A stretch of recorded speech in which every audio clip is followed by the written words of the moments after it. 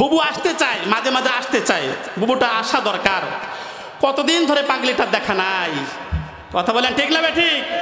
বুবু আইসো, তুমি আইসা গো, সেই দিন আইসা বুবু ক্ষমতা পাইবা না।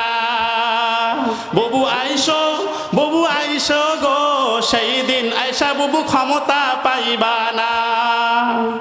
খোঁজ নাই বুবু কাদের কাকা, অবস্থা খারাপ দরবেশ বাবার। কথা কয় না কে? খোঁজ নাই বুবু কাদের কাকার, অবস্থা খারাপ দরবেশ বাবার। হারুন আঙ্কেলার সামনেও আসে না। কথা বলেন না কেন? বুবু আইসো, তুমি আইসো গো, সেই দিন আইসা বুবু ক্ষমতা পাইবা না। বুবু আইসো, বুবু আইসো গো, সেই দিন আইসা বুবু ক্ষমতা পাইবা না। নেতা কর্মী সব জেলের ভিতর, বুবু আছে ডরের ভিতর। কথা বলেন না কেন? নেতা কর্মী সব জেলের ভিতর, বুবু আছে ডরের ভিতর। কখন জানি হয় গ্রেফতারি পরোয়ানা। আমার ভাইরা, আমার বন্ধুগণ, কোরআন থেকে আলোচনা চলবে কি চলবে না? আপনারা কি শুনতে চান? কারা কারা কোরআন থেকে আলোচনা শুনতে চান? দু হাত তুলে আল্লাহকে দেখান। নারায়ে তাকবীর, নারায়ে তাকবীর। আল কোরআনের আলো, আল কোরআনের আলো। আরে সংসদে জ্বালো, কোথায় জ্বালো? আল কোরআনের আলো, আল হাদিসের আলো। ইসলামের শত্রুরা, কোরআনের শত্রুরা, ভারতের দালালেরা। আলহামদুলিল্লাহ, হাত নামান। আমার ভাইরা, আমার বন্ধুগণ, তাহলে এই কোরআনুল কারীম আমাদেরকে পড়তে হবে। এই কোরআনুল কারীম হচ্ছে মানব জাতির সংবিধান। এই কোরআন পড়লে আমাদের আমল নামায় আল্লাহ তাআলা অসংখ্য সওয়াব দান করে দিবেন। আল্লাহ তাআলা বলেন, وَإِذَا قُرِئَ الْقُرْآنُ فَاسْتَمِعُوا لَهُ وَأَنصِتُوا لَعَلَّكُمْ تُرْحَمُونَ। আল্লাহ তাআলা বলেন, যারা নাকি কোরআনুল কারীম তেলাওয়াত করে আর যারা মন দিয়ে কোরআনুল কারীমের তেলাওয়াত শুনে, এই যে আপনারা এখানে বসে কোরআনুল কারীম তেলাওয়াত শুনতেছেন, আল্লাহ তাআলা বলতেছেন, যারা কোরআনুল কারীম আলোচনা শুনতেছে, আল্লাহ তাআলা তাদের প্রত্যেকের উপরে আল্লাহ তাআলা আসমান থেকে রহমত বর্ষণ করে দেয়। সুবহানাল্লাহ। যারা কোরআন শুনে, যারা কোরআনের মাহফিলে আসে, তাদের উপরে রহমত বর্ষণ করে দেয় কে? আল্লাহ তাআলা বর্ষণ করে দেয়। আপনি কোরআনে কারীমের একটা হরফ পড়বেন, কত নেকি? আল্লাহ রাসূল সাল্লাল্লাহু আলাইহি ওয়াসাল্লাম বলেন, আপনি যদি কোরআনে কারীমের একটা আয়াত পড়েন, আপনার আমলনামে আল্লাহ তাআলা 10 নেকি দিয়ে দিবেন। আর যদি আপনি কোরআনে কারীমের একটা আয়াত পাঠ করেন, একটা আয়াত পাঠ করলে আল্লাহ তাআলা জান্নাতের মধ্যে একটা করে বিল্ডিং তৈরি করে দিবেন কে? আর এই কোরআন এসেছে মানুষকে মানুষ বানানোর জন্য। গরুর পেট থেকে বাহির হইলে ওইটাকে গরুর বাচ্চা কয়। ছাগলের পেট থেকে বাচ্চা বাইর হইলে ওইটাকে ছাগলের বাচ্চা কয়। কিন্তু মানুষের পেট থেকে যদি কোনো সন্তান বাইর হয়, ওইটাকে মানুষ কয় না, ওটাকে মানুষ বানাইতে হয়। আর ওইটাকে মানুষ বানাইতে হইলে যে কিতাবটার দরকার, সেই কিতাবটার নাম কি? সকলে জোরে বলেন, সেই কিতাবটার নাম কি? এই কিতাব আপনার সন্তানকে পড়াইতে হবে। এই কিতাব আমাদেরকে পড়তে হবে, জানতে হবে।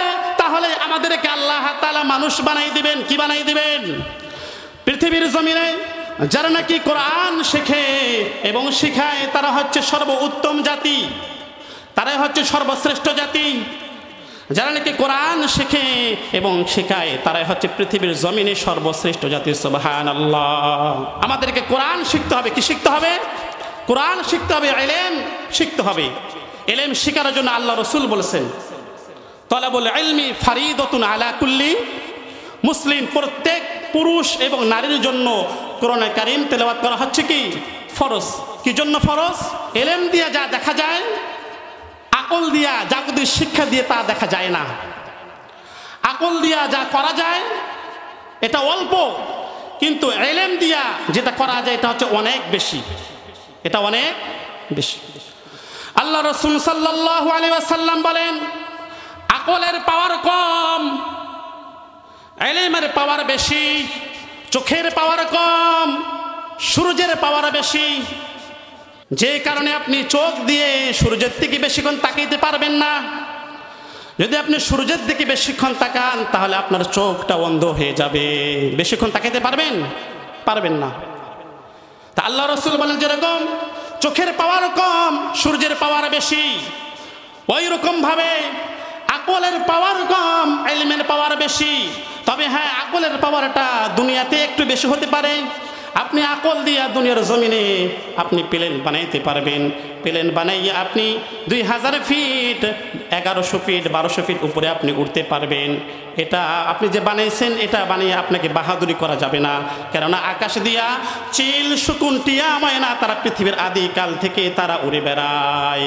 আপনি আকল দিয়ে আকাশে উঠতে পারবেন, কিন্তু ইলম দিয়া, এই কোরআন দিয়া আসমানের জিনিস জমিনের মধ্যে নামানো যায়। সুবহানাল্লাহ বিহামদিহি। এই কোরআন দিয়ে, ইলম দিয়ে আসমানের জিনিস জমিনের মধ্যে নামা যায়। কিরকম? এই যে আপনারা বসছেন এখানে, বসেন না এখানে, তো আমাদের চতুর্দিকে ফেরেশতারা বসে গিয়েছে। আপনারা যদিও এখানে অল্প সংখ্যক লোক, জায়গা অনেক ফাঁকা আছে, কিন্তু ফাঁকা জায়গাগুলিতে ফেরেশতারা বসে গেছে। বিশ্বাস হয় আপনাদের? বিশ্বাস হয়? এও মিয়া, এটা কোনো চ্যানেলের খবর বলতেছি না, চ্যানেল আই এর খবর বলতেছি না, চ্যানেল এনটিভি আর টিভির খবর বলতেছি না। এটা বুখারী, মুসলিম শরীফ থেকে, সহিহ হাদিস থেকে বর্ণনা করে বলতেছি, নকল করে বলতেছি। আল্লাহ রাসূল বলেন হাদিসের মধ্যে, যখন কোনো কোরআনের মজলিস হয়, ওই মজলিসের মধ্যে আল্লাহ তাআলা আসমানের যে ফেরেশতাগুলো আছে, ফেরেশতারা ওই মজলিসের মধ্যে বসে যায়। বসে যে তারা একের উপর এক বসতে বসতে আসমান পর্যন্ত বসে যায়, সপ্তম আসমান পর্যন্ত। আল্লাহ তাআলা ওই ফেরেশতাদেরকে ডেকে বলে, ও ফেরেশতারা তোমরা কোথায় বসছো? ফেরেশতারা বলে, আল্লাহ আপনি কি জানেন না? আল্লাহ তাআলা কিন্তু সব জানে, জানার পরও ফেরেশতাদেরকে প্রশ্ন করে, বলে, ও আল্লাহ, ওই এলাকার মধ্যে আপনার একদল লোক কোরআনুল কারীম শোনার জন্য তারা ওই জায়গায় বসে গিয়েছে। ও আল্লাহ, তারা কোরআনুল কারীম শুনতেছে। আল্লাহ তাআলা ফেরেশতাদেরকে ডাইকা বলে, ও ফেরেশতারা, তারা কি আল্লাহ তাআলাকে দেখেছে? ফেরেশতারা বলে, আল্লাহ তারা তো আপনাকে দেখে নাই, আপনাকে যদি দেখতো তাহলে তারা আপনার জিকির আরো বেশি বেশি করে করতো। এবার আল্লাহ তাআলা ফেরেশতাদেরকে বলে, ও ফেরেশতারা, তারা এই মাহফিলের মধ্যে বৈশা কি চায়? ফেরেশতারা বলে, আল্লাহ তারা জান্নাত চায়। আল্লাহ এবার ফেরেশতাদেরকে বলে, ও ফেরেশতারা, তারা কি জান্নাত দেখেছে? ফেরেশতারা বলে, আল্লাহ তারা তো জান্নাত দেখে নাই, তারা যদি জান্নাত দেখতো তাহলে আরো বেশি বেশি করে কান্নাকাটি করতো, আপনার জিকির আজকার করতো, তাওবা তাহির পড়তো, ইস্তেগফার পড়তো। আল্লাহ গো, তারা আপনার জান্নাত দেখে নাই। কিন্তু নবী রাসূলদের সাউন্ড বক্স দিয়া, আলেম ওলামাদের সাউন্ড বক্স দিয়া ওই জান্নাতের নাজ নিয়ামতের কথা শুনছে। যারা নাকি জান্নাতি হবে তাদেরকে আল্লাহ তাআলা সুখ শান্তিতে রাখবে, তাদেরকে এক একটা করে ফ্লাইট দেওয়া হবে, যে জান্নাতের মধ্যে কোনো অসুখ নাই, যে জান্নাতের মধ্যে কোনো অশান্তি নাই, জান্নাতের মধ্যে শুধু সুখ আর সুখ। সুবহানাল্লাহ। আল্লাহ গো, তারা জান্নাত দেখে নাই। আল্লাহ তাআলা আবার ফেরেশতাদেরকে বলে, ও ফেরেশতারা, তারা কি থেকে পানাহ চায়?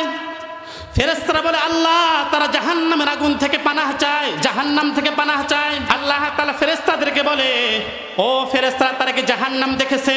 ফেরেশতারা বলে, আল্লাহ তাআলা তারা তো জাহান্নাম দেখে নাই, কিন্তু জাহান্নামের আযাবের কথা নবী রাসূলদের সাউন্ড বক্স দিয়া, আলেম ওলামাদের সাউন্ড বক্স দিয়ে তারা শুনেছে। আল্লাহ এই জন্য তারা জাহান্নামের আগুন থেকে পানাহ চায়। এবার আল্লাহ তাআলা ফেরেশতাদেরকে বলে, ও ফেরেশতারা, যে বান্দা বান্দিগুলো আমি আল্লাহ তাআলাকে দেখলো না, যে বান্দা বান্দিগুলো জান্নাত দেখলো না, জাহান্নাম দেখলো না, আমাকে না দেখে, জান্নাত না দেখে, জাহান্নাম না দেখে তারা বিশ্বাস করলো, ও ফেরেশতারা তোমরা সাক্ষী দেখো, ও ফেরেশতারা তোমরা সাক্ষী থাকো, ওই সমস্ত মুসলমানদেরকে, ওই সমস্ত মানুষদেরকে আমি আল্লাহ তাআলা তাদেরকে জান্নাত দান করে দেব। সুবহানাল্লাহ।